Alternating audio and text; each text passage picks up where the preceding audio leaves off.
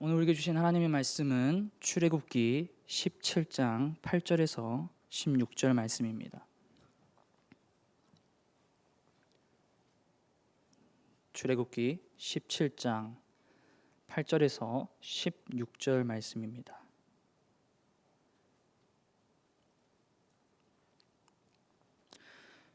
저와 여러분이 한 절씩 교독하도록 하겠습니다. 그때 아말렉이 와서 이스라엘과 르비딤에서 싸우니라.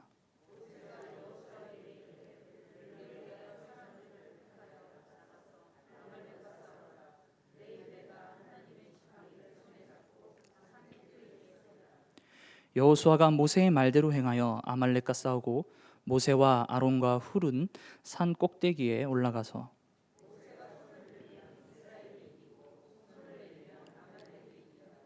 모세의 팔이 피곤함에 그들이 돌을 가져다가 모세 아래에 놓아 그가 그 위에 앉게 하고 아론과 훌이 한 사람은 이쪽에서 한 사람은 저쪽에서 모세의 손을 붙들어 올렸더니 그 손이 해가 지도록 내려오지 아니한지라.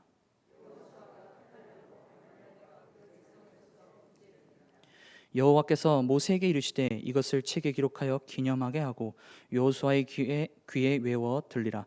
내가 아말렉을 없이하여 천하에서 기억도 못하게 하리라. 함께 읽겠습니다. 이르되 여호와께서 맹세하시기를 여호와가 아말렉과 더불어 대대로 싸우리라 하셨다 하였더라. 아멘. 이 세상에서 인류의 역사가 시작된 이래로 사람은 끊임없이 전쟁을 했다고 합니다. 수천 년의 세월을 단 하루도 빠지지 않고 말이죠. 근대에 들어서는 세계 1, 2차 대전이라는 인류 역사상 가장 참혹한 전쟁이 있었죠. 1950년에는 이 땅에서 6.25 전쟁이 있었습니다. 그리고 최근에는 어떻습니까? 우크라이나와 러시아의 전쟁이 있으며 대만과 중국의 분쟁이 있습니다. 남미, 아프리카, 중동, 동남아에서는 끊임없이 내분과 분쟁, 민족적 싸움이 지속되고 있습니다. 그리고 여전히 저희 대한민국에서도 통일 한국을 이루지 못한 채 북한과 수십 년간 분쟁과 전쟁의 위험 속에 있습니다. 인류는 이러한 전쟁의 도가니 속에 있습니다. 그런데 인류가 당면한 전쟁들, 세계대전이나 6.25 전쟁보다 더 참혹한 전쟁이 있습니다. 한 사람의, 어쩌면 한 공동체의 영원한 미래와 운명을 거는 전쟁이며 아담의 타락 이래로 휴전도 없이 멈추지 않고 지금까지 이어져 온 전쟁이 있습니다.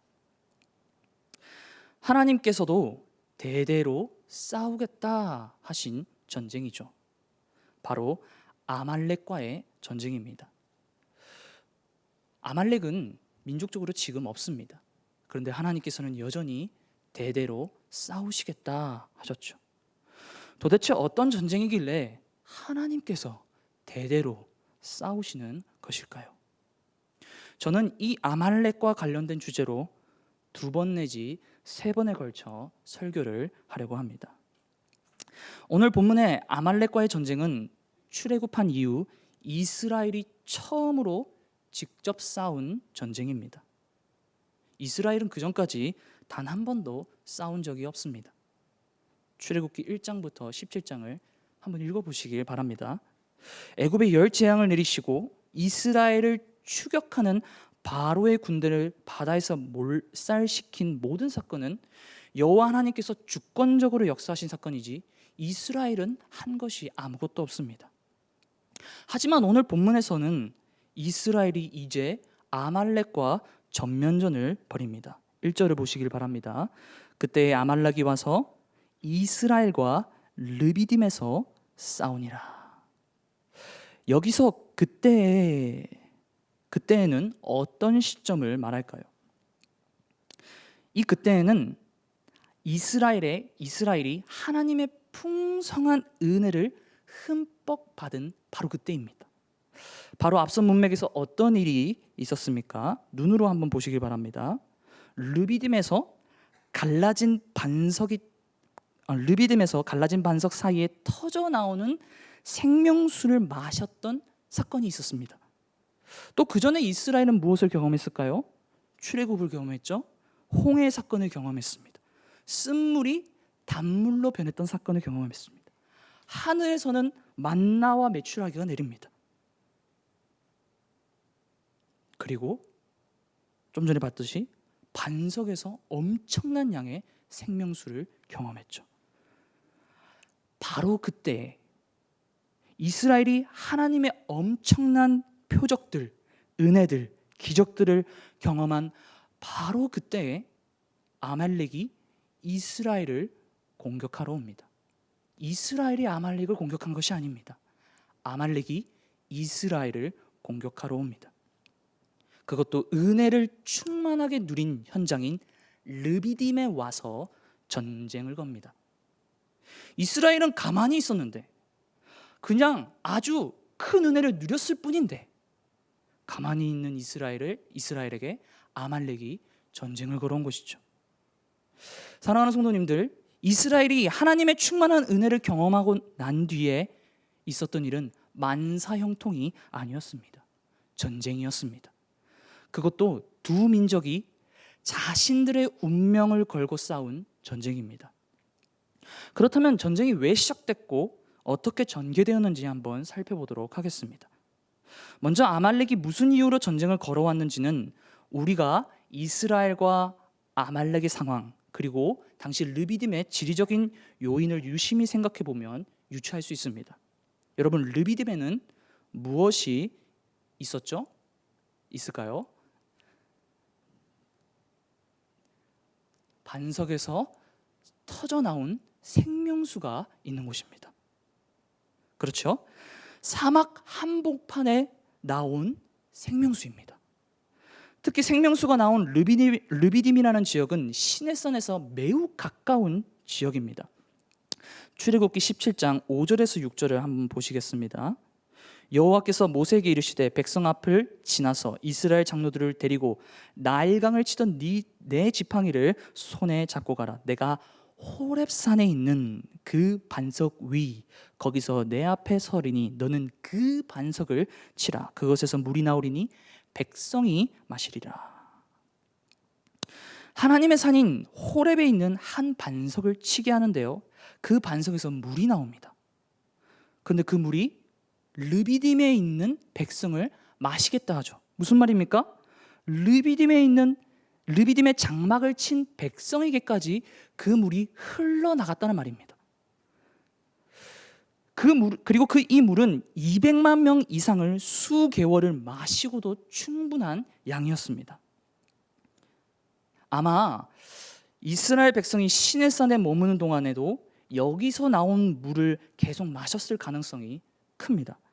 여러분, 이스라엘 백성이 시내산에서 1년간 머문 것을 생각하면 이 물의 양이 얼마나 많을지 한번 생각해 보시기 바랍니다. 수백만의 백성들, 그리고 그보다 훨씬 많은 가축들과 짐승을 1년 이상 마시게 할 수 있는 물의 양입니다. 사막에서, 광야에서 물이 이렇게 나온 것이죠. 따라서 아말렉은 자신들의 국익을 위해 생명수를 빼앗아야 합니다. 자신들에게 필요한 식수를 얻어야 하며, 나아가 이 생명수로 이스라엘이 광야에서 생존하여 힘이 더 강해지는 것을 막아야 합니다. 한편 이스라엘은 이 반석을 빼앗기면 광야에서 죽을지도 모릅니다. 얼마나 많은 사람들이 죽게 되고 또 다시 포로로 끌려갈지도 모릅니다. 그래서 생명수를 빼앗고 지키기 위한 사활을 건 전쟁, 민족의 운명을 건 전쟁이 시작이 된 것입니다. 자, 이제 아말렉이 쳐들어오자 모세는 하나님의 인도하심을 따라 싸웁니다.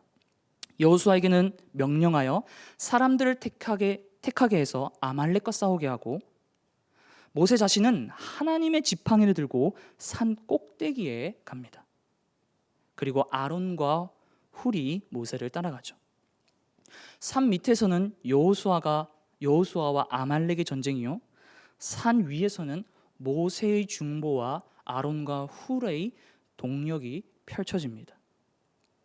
여러분, 오늘 본문을 보시면 9구절밖에 안 되는 이 짧은 본문에서 매우 중요하고 상세한 묘사들이 나타납니다. 성경에서 처음으로 여호수아가 등장하는 본문입니다. 여호수아가 모세의 말을 그대로 순종하는 것이 나타나죠. 또한 이스라엘이 아말렉을 무찔렀다 하지 않고 여호수아가 그의 칼날로 아말렉과 그 백성을 무찔렀다고 합니다. 모세의 모습을 묘사하는 것도 마찬가지입니다. 그냥 산 위에 갔다라고 하면 될 텐데 하나님의 지팡이를 들고 그것을 손에 꼭 잡고 산 꼭대기에 서리라 라는 것을 강조하고 있습니다.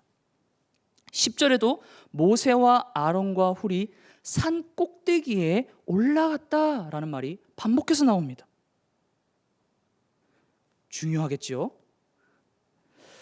네, 산 꼭대기에서는 또 모세가 중보하는 장면과 아론과 훌이 동력하는 모습 역시 상세하게 나타나고 있습니다. 나아가 이 전쟁을 책에 기록하여 기념하게 하고 여호수아가 외우게 만듭니다. 그리고 여호와 하나님께서 아말렉을 천하에서 기억도 못하게 할 것을 천명하시죠.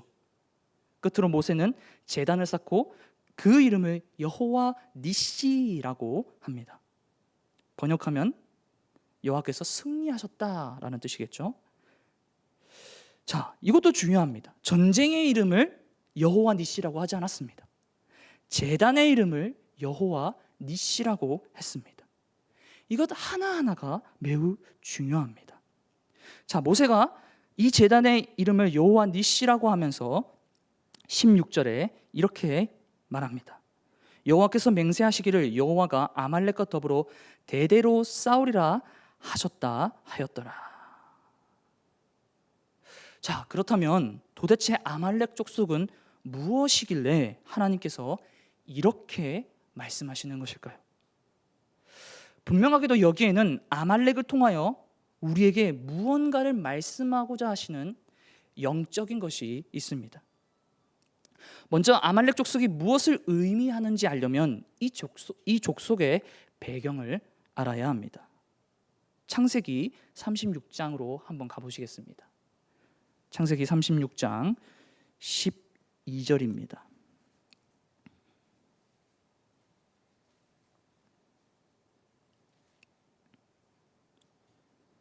창세기 36장 12절 함께 읽도록 하겠습니다. 시작.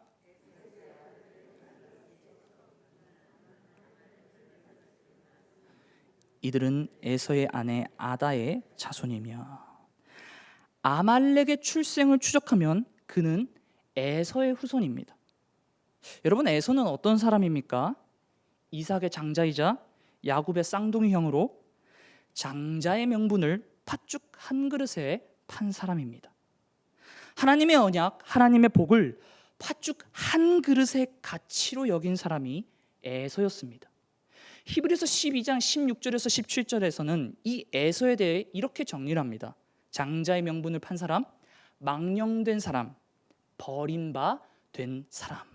장자의 명분을 판 사람, 망령된 사람, 버린 바 된 사람. 특히 히브리서 12장이 믿음 단락인 11장에 이어 나온 본문이라는 것을 우리가 생각해 보면 이 에서는 믿음으로 살지 않는 대표적인 인물이라는 것을 알 수 있습니다. 에서는 어떤 사람이라고요? 믿음으로 살지 않는 대표적인 인물. 또 창세기 28장 39절에서 40절에서 이삭이 에서에 대해 예언을 한 내용을 보면 그는 하늘의 복에서 멀고 칼을 믿고 생활할 것이라고 합니다. 무슨 말일까요? 그는 하늘의 복으로 사는 사람이 아니라 자기의 힘과 능력으로 사는 사람이라는 뜻이죠. 그래서 이삭은 에서를 향해서 너는 반드시 야곱의 통치를 받아야만 한다라고 했었습니다. 내 주소는 땅의 기름짐에서 멀고 내리는 하늘 이슬에서 멀 것이며 너는 칼을 믿고 생활하겠고 내 아우를 섬길 것이며. 정리하면 에서는 성경 전체에서 육신에 속한 아들로 나타납니다. 특히 믿음의 후손임에도 육신을 따라 사는 자들을 보여주죠. 자, 그렇다면 이러한 에서의 후손인 아말렉은 어떨까요? 앞서 보았듯이 아말렉은 에서의 아들 중에 엘리바스가 첩 딥나를 통해 낳은 아들입니다. 그 이름의 뜻은 호전적이라는 뜻이죠. 싸움을 즐긴다, 파괴적이다, 다투기를 좋아하다라는 말입니다. 자, 결국 아말렉은 에서와 근원이 같은 존재로 호전적이어서 싸움을 걸어오는 자들, 자신이 주도권을 잡기 위해 싸우는 자들, 왕이 되려고 주인이 되려 하는 자들, 곧 아말렉은 육신에 속한 사람을 상징합니다. 그리고 당연하게도 이것은 하나님과 원수가 되는 우리의 옛 본성, 옛 사람을 말하는 육신의 본성을 가리킵니다. 로마서 8장 7절, 육신의 생각은 하나님과 원수가 되나니 이는 하나님의 법에 굴복하지 아니할 뿐 아니라 할 수도 없습니다. 자, 이제 출애굽기 17장으로 다시 돌아와 보시겠습니다. 출애굽기 17장 15절에서 16절을 보시길 바랍니다. 모세가 제단을 쌓고 그 이름을 여호와 니시라 하고 이르되 여호와께서 맹세하시기를 여호와가 아말렉과 더불어 대대로 싸우리라 하셨다 하였더라. 번역이 매우 잘못됐습니다. 번역자들이 의미가 모호해서 의역을 한 것입니다. 정확하게 직역을 하면 이러합니다. 그리고 모세가 제단을 쌓고 그 이름을 여호와 니시라 하였다. 그리고 그가 말하였다. 왜냐하면 여호와의 보좌를 대항하는 손이 들렸으니 여호와가 아말렉과 더불어 대대로 싸우리라 하셨다 하였더라. 16절의 번역이 중요합니다. 그리고 그가 말하였다. 왜냐하면 여호와의 보좌를 대항하는 손이 들렸으니 여호와가 아말렉과 더불어 대대로 싸우리라 하셨다 하였더라. 이게 무슨 말입니까? 제단의 이름을 여호와 니시라 하고 니시라고 이름 지은 이유가 여호와의 보좌를 대항하는 한 손이 들렸고, 그래서 여호와께서 아말렉과 대대로 싸우기 때문이라고 합니다. 여기서 우리는 한 가지 사실을 알 수 있습니다. 바로 아말렉이 여호와의 보좌를 대항하는 손, 여호와의 보좌를 찬탈하려는 손이라는 것이죠. 하나님을 보좌에서 끄집어내고 자기가 거기에 앉겠다고 하는 존재, 그것이 아말렉이라고 하는 것입니다. 아말렉은 여호와의 보좌를 치려고 들린 손입니다. 그 이름대로 아주 호전적이지 않습니까? 갈라디아서 5장 17절은 육체의 소욕, 곧 육신이 성령을 거스른다고 말합니다. 성령을 대적한다, 성령과 싸운다라고 하죠.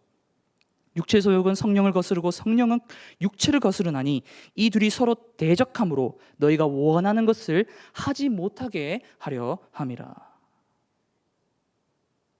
왜 육신은 성령을 거슬러 싸웁니까? 자신이 왕이 되기 위해서입니다.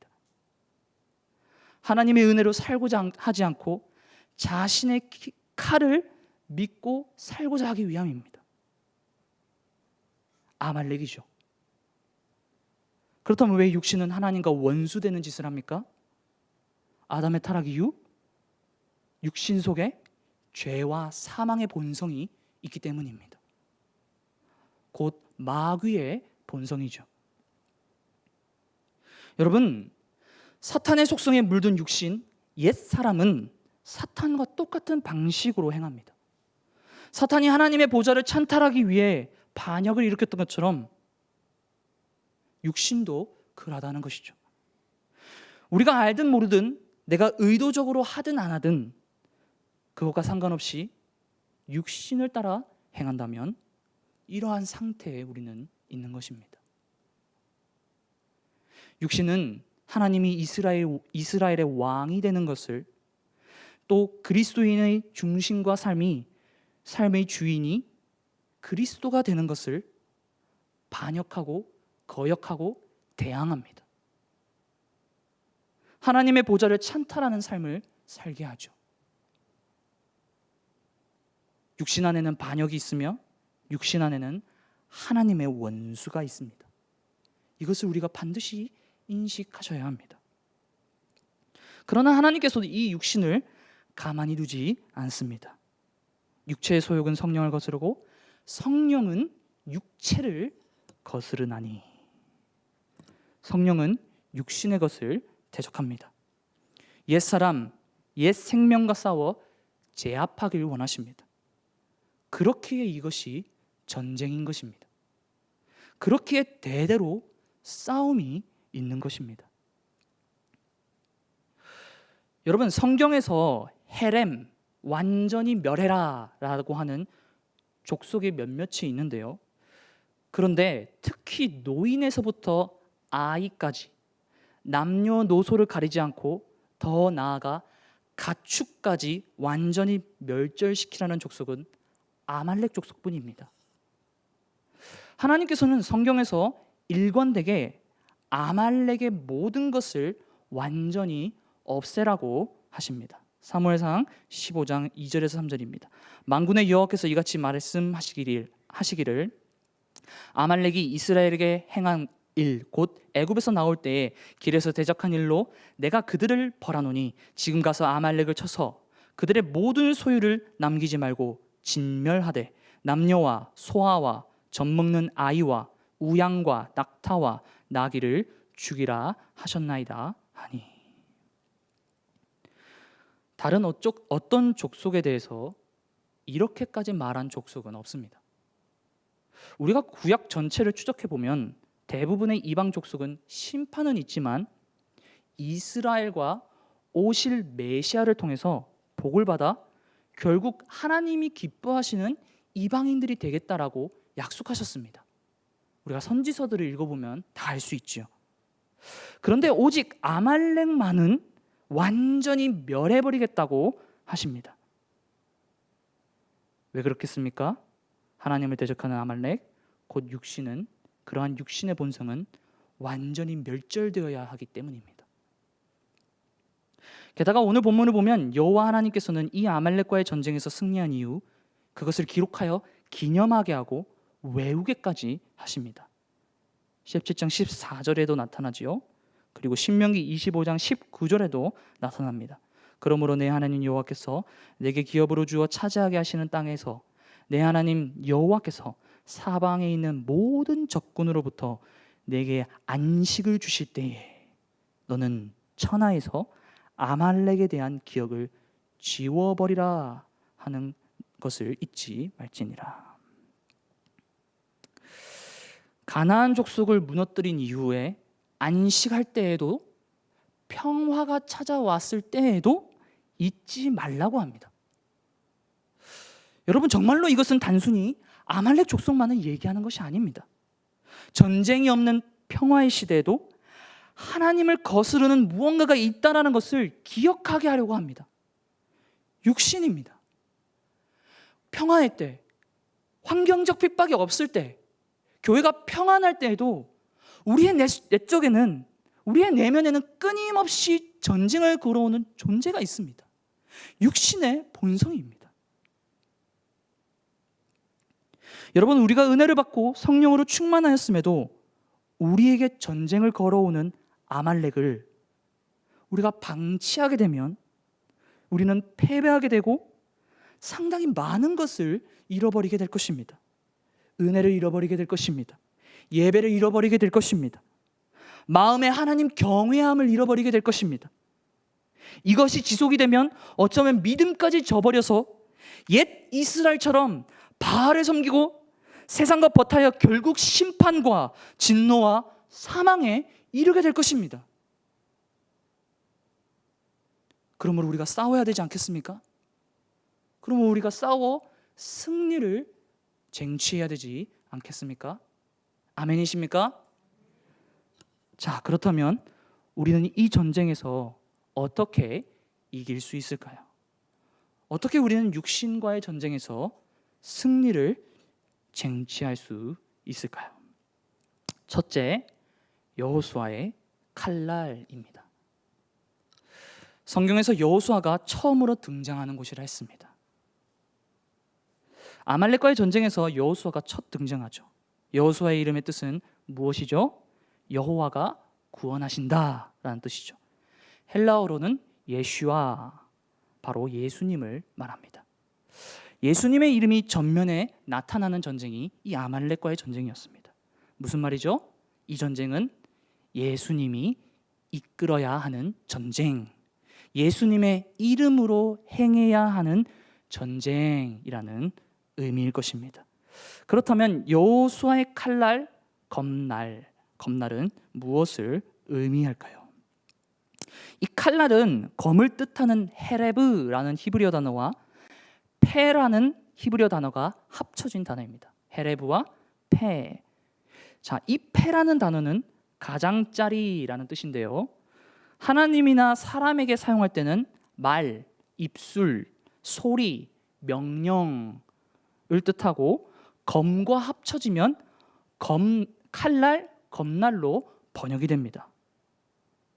성경에서는 이 단어는 약 497회에 등장하는데요. 대부분 입술, 말씀, 명령, 소리로 번역되었습니다. 그리고 단 29회만 칼날로 번역이 되었죠. 그런데 이 칼날의 용례도 우리가 살펴보면 대부분 뭐냐면 하나님의 명령이나 하나님의 뜻을 따라 원수를 멸할 때 사용되었습니다. 그러므로 우리는 여기서 한 가지 사실을 유추할 수 있습니다. 바로 이 칼날은 모든 원수를 멸하는 여호와의 말씀이라는 것이죠. 이것은 요한계시록에 나타나는 예수 그리스도의 묘사와도 연결됩니다. 계시록 2장 16절, 그러므로 회개하라. 그리하지 아니하면 내가 네게 속히 가서 내 입의 검으로 그들과 싸우리라. 19장 15절, 그의 입에서 예리한 검이 나오니 그것으로 만국을 치겠고. 그러므로 여호수아가 이끄는 싸움에서 여호수아의 칼날로 아말렉을 쳐부셨다는 말은 바로 우리가 예수의 이름으로 전쟁을 해야 하고 나아가 그리스도의 말씀으로 싸워야 한다는 것을 말합니다. 이 말은 어떤 핍박이나 유혹이 올 때에 말씀으로 받아치면서 쌈박질하라는 이야기가 아닙니다. 우리의 싸움은 혈과 육에 속한 것이 아니라 영적인 것에 있습니다. 그리고 이 싸움은 가장 먼저 우리의 내면 안에 있습니다. 무슨 말이냐면 우리의 육신, 우리의 옛 자아가 먼저 말씀의 검으로 분쇄되고 쪼개지고 변화를 입어야 한다는 것입니다. 성령의 검이 우리의 마음에, 우리의 심령에 먼저 역사해야 한다는 것을 보여주는 것입니다. 고린도후서 10장 4절에서 5절, 우리의 싸우는 무기는 육신에 속한 것이 아니요 오직 견고한 진도 무너뜨리는 하나님의 능력이라. 모든 이론을 무너뜨리며 하나님 아는 것을 대적하여 높아진 것을 다 무너뜨리고 모든 생각을 사로잡아 그리스도에게 복종하게 하니. 히브리서 4장 12절, 하나님의 말씀은 살아있고 활력 있어 좌우의 날선 어떤 검보다도 예리하여 혼과 영과 및 관절과 골수를 찔러 쪼개기까지 하며 또 마음의 생각과 뜻을 판단하나니. 여러분, 말씀을 읽으셔야 합니다. 말씀을 가까이 하셔야 합니다. 그리고 그 말씀이 나의 영혼에 역사하도록 하셔야 합니다. 말씀 앞에 연단을 받아 말씀으로 무장하셔야 합니다. 여호수아의 칼날, 하나님의 말씀이 살아있는 말씀이 되어 나의 전 인격과 나의 삶을 먼저 관통해야 하는 것입니다. 여러분, 성령의 검이 우리의 옛 자아를 완전히 도륙할 수 있도록 여러분 자신을 내어드리시길 바랍니다. 그때 우리는 비로소 육신을 제압하고 그리스도께 순종할 수 있는 것입니다. 둘째로, 모세의 중보와 아론과 훌의 동력입니다. 모세의 중보와 아론과 훌의 동력. 여호수아의 칼날이 효력이 있으려면 모세의 중보가 필요합니다. 나아가 아론과 훌의 동력이 필요합니다. 본문을 보시면 모세가 손을 올리면 이스라엘이 이기고 손이 내려가면 아말렉이 이깁니다. 시간이 지날수록 모세가 힘들자 아론과 훌이 모세의 양팔을 붙잡고 손이 내려가지 않게 했습니다. 너무도 유명한 일하죠. 모르는 성도들이 없으실 겁니다. 아론과 훌의 강력한 동력이 있자 여호수아가 칼날로 아말렉을 쳐부술 수 있었습니다. 강력한 동력과 중보가 하늘에 계신 하나님을 움직이고 성령님이 역사하시는 통로가 된 것이죠. 기도를 통하여 성령의 능력이 고스란히 여호수아의 칼날로 나타난 것입니다. 이 순서가 매우 중요합니다. 여호수아의 칼날이 능력이 있으려면 모세의 중보가 있어야 합니다. 모세의 중보가 계속되려면 아론과 훌의 동력이 반드시 필요하다라는 것이죠. 자, 그렇다면 모세의 중보는 무엇을 의미하고 아론과 훌의 동력은 어떤 것을 의미할까요? 단순히 기도해야 된다? 단순히 함께 기도해야 된다? 함께 모여라? 이 말일까요? 그렇게 단순하지는 않을 것입니다. 우리는 이 모세와 아론과 훌의 동력을 통해서 두 가지 측면을 기억해야 합니다. 한 가지는 모세의 모습은 예수 그리스도의 모형이라는 사실이고, 두 번째는 말 그대로 이 땅에서 두세 사람이 예수님의 이름으로 기도할 때 역사가 일어난다라는 것이죠. 자, 오늘 본문에 나타난 모세는 어떤 사람입니까? 17장 9절을 보시기 바랍니다. 내가 하나님의 지팡이를 손에 잡고 산 꼭대기에 서리라. 내가 하나님의 지팡이를 손에 잡고 산 꼭대기에 서리라. 모세는 하나님의 지팡이를 손에 잡고 산 꼭대기에 서 있는 사람입니다. 그가 하나님의 지팡이를 손에 잡고 있다는 것은 두 가지를 의미하죠. 하나는 그가 철저히 하나님을 의지하는 사람이다 라는 것이고, 다른 하나는 그의 손에 하나님의 능력과 권세가 있다라는 말입니다. 그러므로 모세는 끝까지 아버지 하나님을 의지하셨던 예수님을 보여주며, 또한 그가 지팡이를 들고 산 꼭대기에 섰다는 것은 그가 승천하신 예수 그리스도를 보여준다라는 의미일 것입니다. 이해되시죠? 네, 모세는 승천하신 그리스도의 중보 사역을 보여줍니다. 예수님께서는 연약한 우리를 위해 지금도 하늘 보좌에서 중보하고 계시며 우리를 도와주고 계십니다. 그러나 승천하신 예수님의 사역은 우리에게 마냥 이루어지는 것은 아닙니다. 반드시 이 땅에서의 동력과 기도가 필요하다라는 것이죠. 바로 아론과 훌의 동력입니다. 예수님께서는 홀로 싸우지 않으십니다. 동력하시죠. 교회의 기도를 통하여 이 땅에 역사하십니다. 우리가 두세 사람이 예수님의 이름으로 모였을 때 역사하십니다. 그냥 주어지지 않습니다. 마태복음 18장 18절에서 20절, 진실로 너희에게 이르노니 무엇이든지 너희가 땅에서 매면 하늘에서도 매일 것이요 무엇이든지 땅에서 풀면 하늘에서도 풀리리라. 진실로 다시 너희에게 이르노니 너희 중에 두 사람이 땅에서 합심하여 무엇이든 구하면 하늘에 계신 내 아버지께서 그들을 위하여 이루게 하시리라. 두세 사람이 내 이름으로 모인 곳에는 나도 그들 중에 있느니라. 아멘. 교회의 연합과 교회의 중보가 승천하신 그리스도를 움직이게 합니다. 교회의 기도, 두세 사람이 내 이름으로 모인 그 기도의 현장에 그리스도께서는 두 손을 높이 들으시고 그들을 위하여 싸우신다라는 거죠. 그리스도는 자신의 몸인 교회를 통해 이 땅에 역사하시고 원수를 제압하십니다.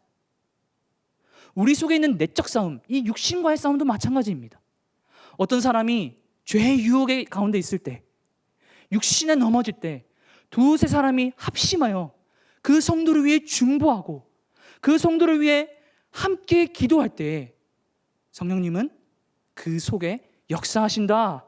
그리스도께서는 그 속에 역사하신다. 자신의 능력을 부어주신다 라는 말입니다.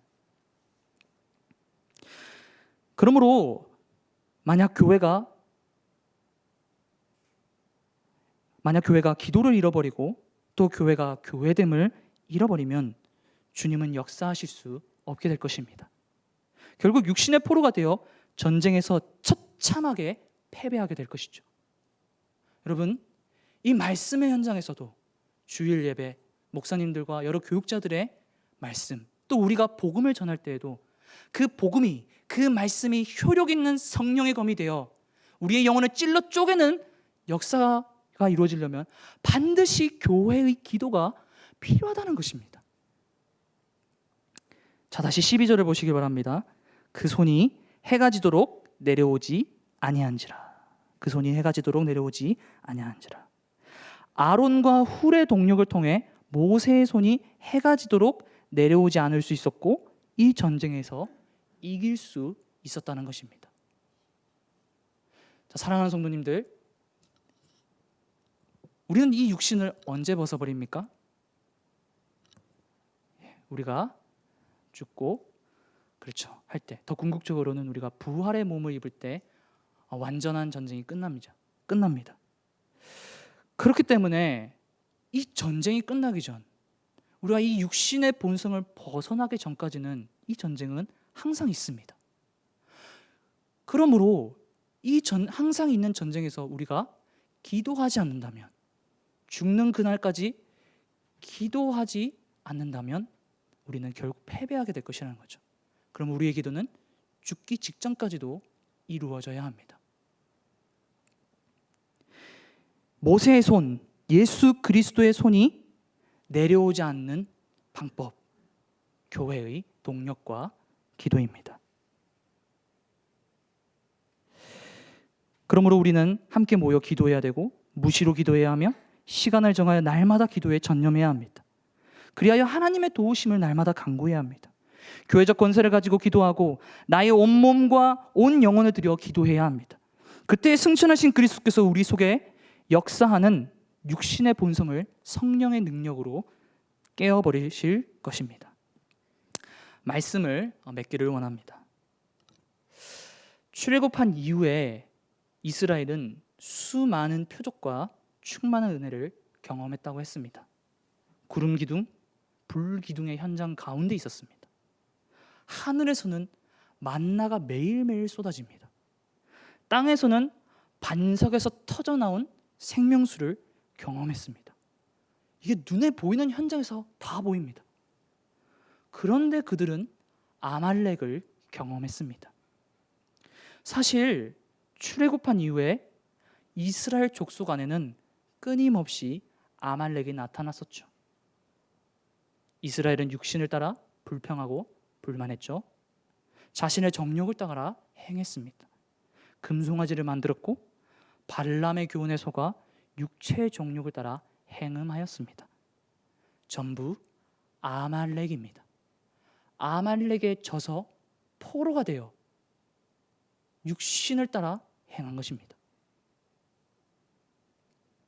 이처럼 구원받은 이후 주님의 부르심을 받은 그날까지 우리는 끊임없는 싸움 안에 있습니다. 대대에 이르는 싸움이죠. 여러분, 만약 이러한 싸움이 있다는 것을 알지 못한다면 우리는 향방을 알지 못하는 싸움을 하는 것이며, 그러면 끊임없이 패배하게 될 것입니다. 나의 삶에 왜 이런 일이 일어나는지, 왜 나는 이렇게 자주 넘어지는지 전혀 깨닫지 못한 채 영으로 시작하였으나 육신으로 마치는 그리스도인이 될 것입니다. 사랑하는 성도님들, 이스라엘과 아말렉의 전쟁은 민족의 사활을 건 싸움이었음을 기억하시길 바랍니다. 누가 내 안에 사느냐? 누가 나의 주인이 되는가? 내 안에 그리스도께서 사시는가? 아니면 내가 살아서 내가 나의 주인, 나의 왕이 되는가? 운명을 건 전쟁입니다. 그러므로 오늘 말씀을 통하여 깨달음이 있으시길 바랍니다. 사도 바울처럼 날마다 죽고 그리스도로 사는 성도님들 되시길 주님의 이름으로 축복합니다. 함께 찬송가